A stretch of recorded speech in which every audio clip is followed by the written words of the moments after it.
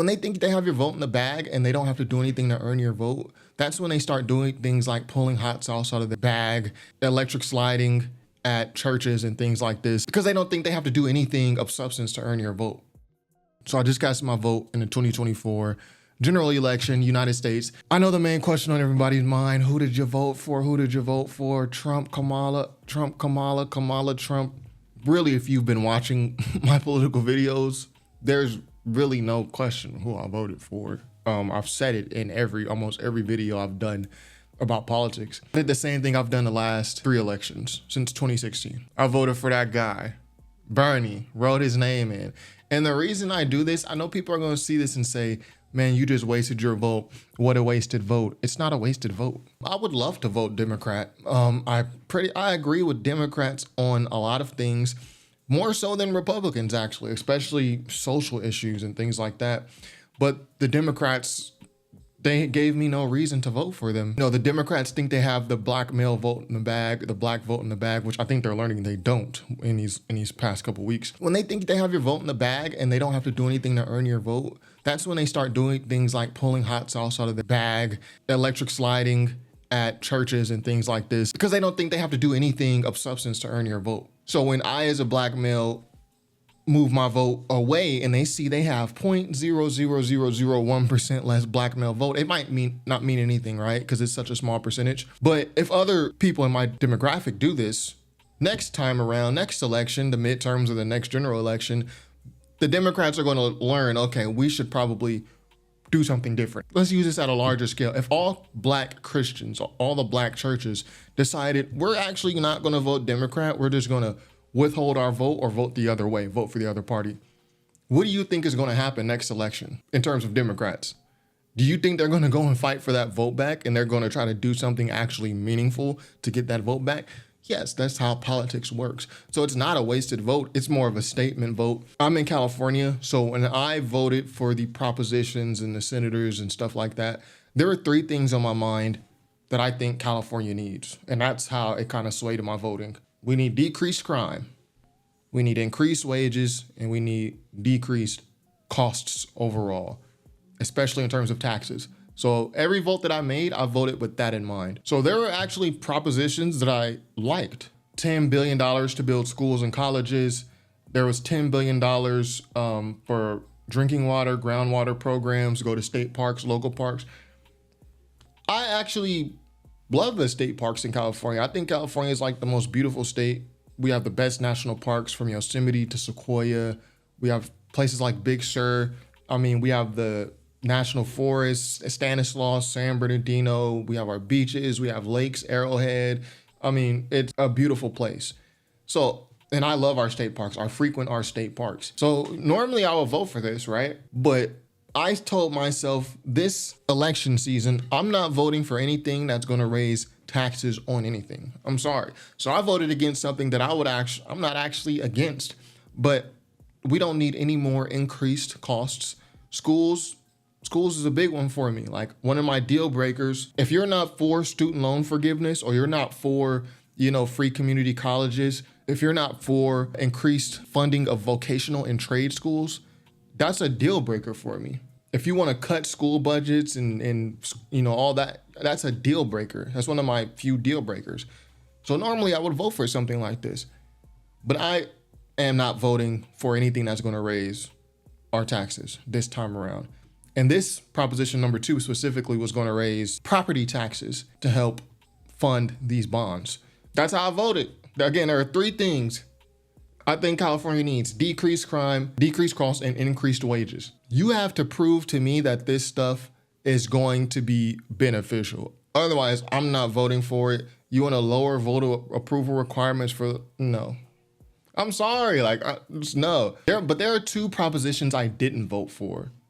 Proposition 6 and Proposition 34. So Prop 6 is to limit forced labor in state prisons. I wish they would put these differently, because these are not how they appeared on the ballot.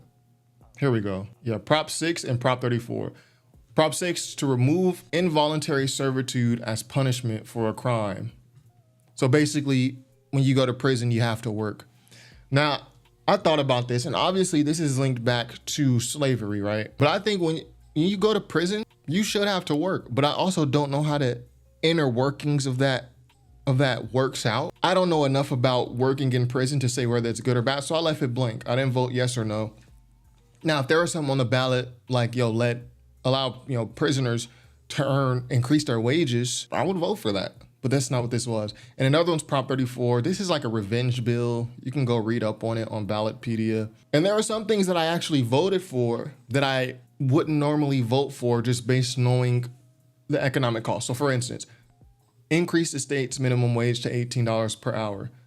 Increasing minimum wage actually, there are pros and cons, but it usually just results in higher cost of everything.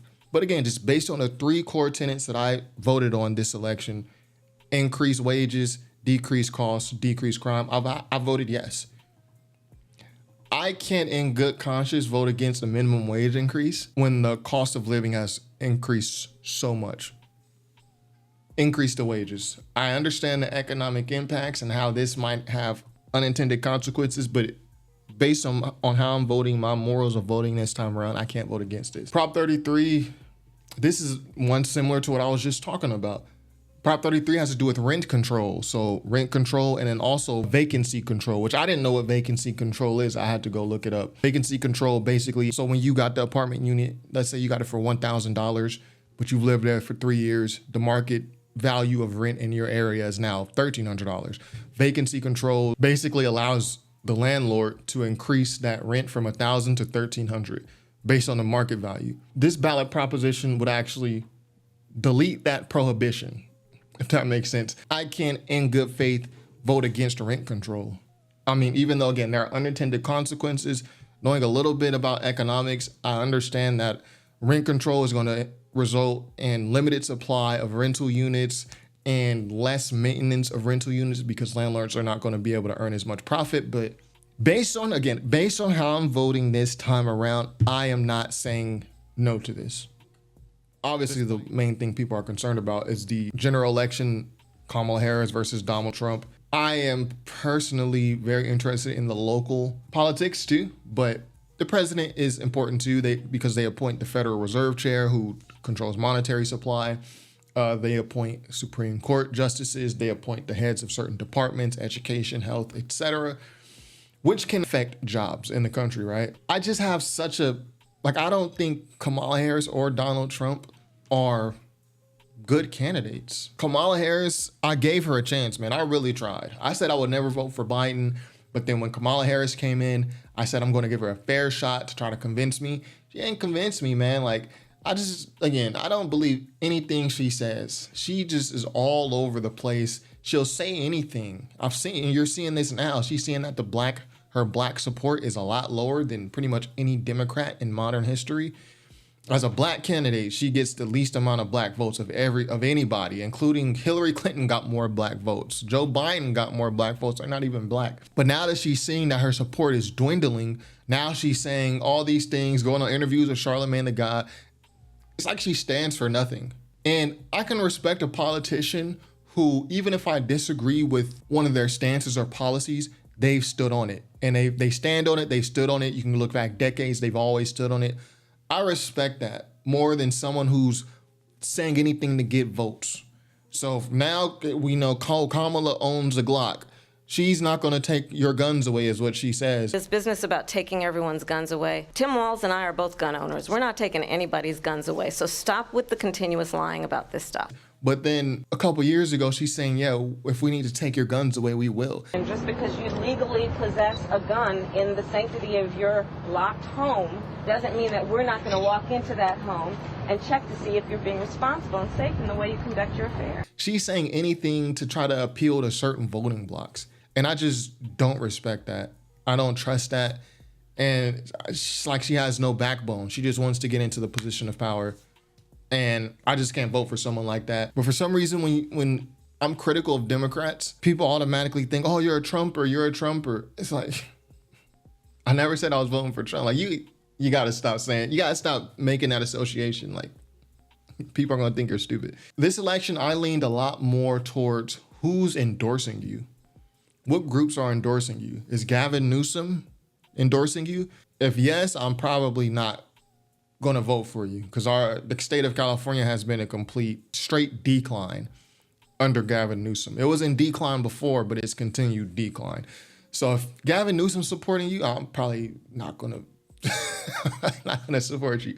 Are the labor unions supporting you? Okay, I might support you. I mean, I feel better about your cause if the labor unions are supporting you. So I also leaned on that a little bit more than I've ever done in this election. I feel like I know a lot of people haven't voted yet. I do the mail-in voting thing just so I can really sit back with my ballot and then read the propositions and take a day at a time. It took 2 days to really sit back, read everything, see who's endorsing who.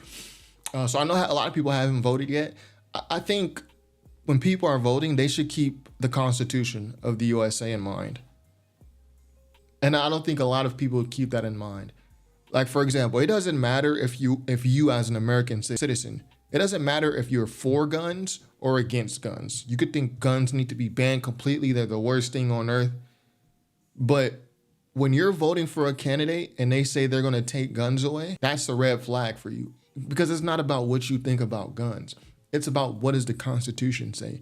It says the Constitution says this right, Second Amendment, shall not be infringed upon. Which means if I say this piece of paper, I'm going to sit it on the desk. And let's say I got kids and I tell them, this shall not be infringed upon. And I'm going to sit it up on a desk. That means don't touch it. Don't blow it over. Don't write on it.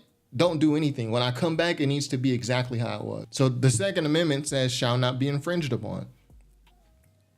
Even if you don't like guns, you're in America, you should be voting for things that help preserve the Constitution. You shouldn't be voting for anyone that's going to step on the Constitution. I don't think people understand the importance of it.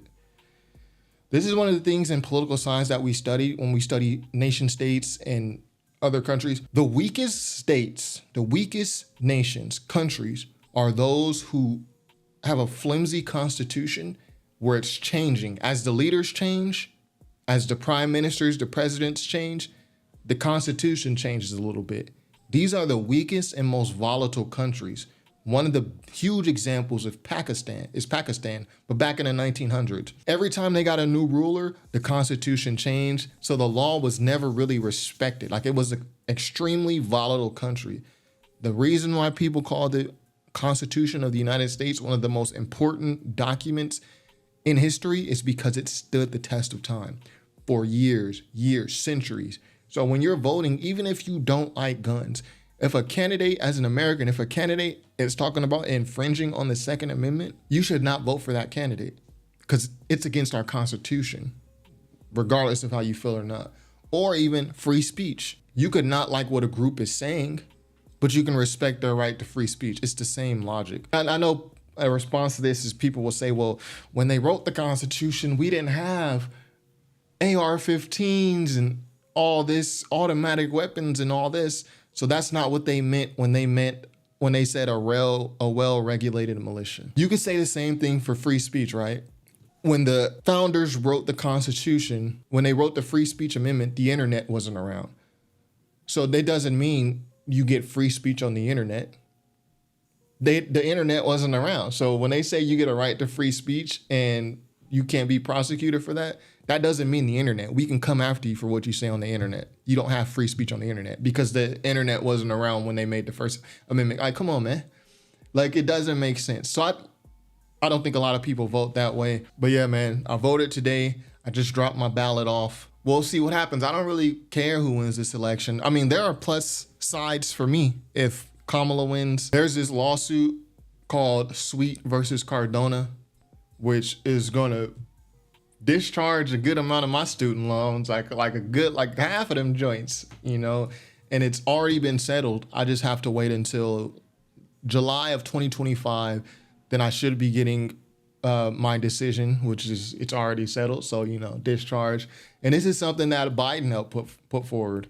It's one of the good things I think Biden did. And Biden actually he was doing some stuff for his student loans. It was just if you went to specific schools like for-profit colleges, but then there was also this borrower defense program, but you had to apply during a certain time period. So I didn't go to a for-profit college, but based on my application, we get some of those student loans discharged. But if Trump gets in, who knows what's going to happen with this? if Kamala gets in, this more likely continues as it's been going. A whole bunch of people getting their student loans discharged, or a portion of them. So it's not like if Kamala wins, like I'm not sad about this. Like, ooh, now there's no roadblocks to this.